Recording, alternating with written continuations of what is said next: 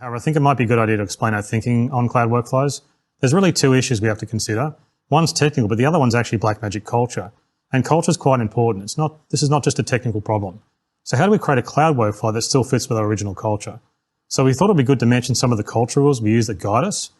And the first is really probably related to subscription software licenses. You know, if you have a TV subscription, you only really lose access to movies if you can't pay for it.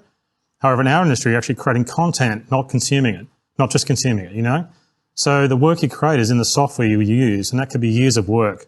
So the problem with software subscriptions is if, you know, you lose your work if you can't pay, and you have to pay up every month even if you can't afford it. So what happens if you're out of work for a few months? There's really nothing you can do. You still have to pay.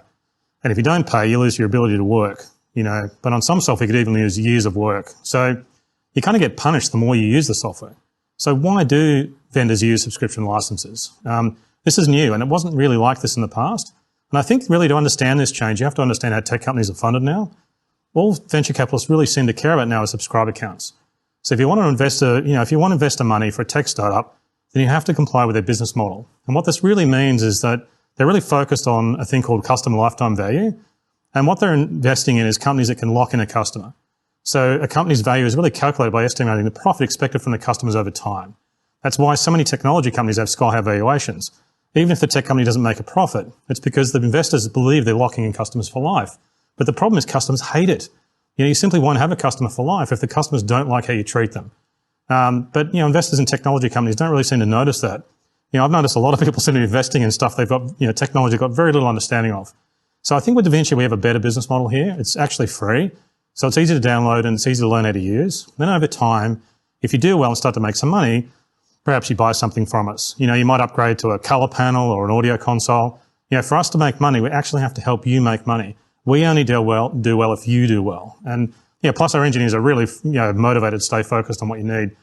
So this means we can't design a cloud workflow that locks up your work. You know, it would be against our culture. So, and there is another cultural rule. It's also very important to us.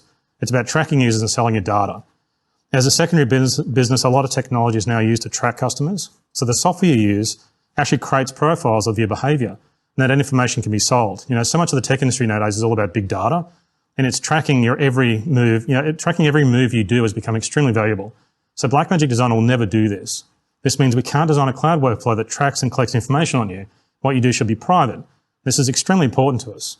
So just because so many tech companies do it doesn't make it right. So when designing a cloud workflow, we have to work with these cultural constraints because they're really important to us. It's, you know, a culture thing.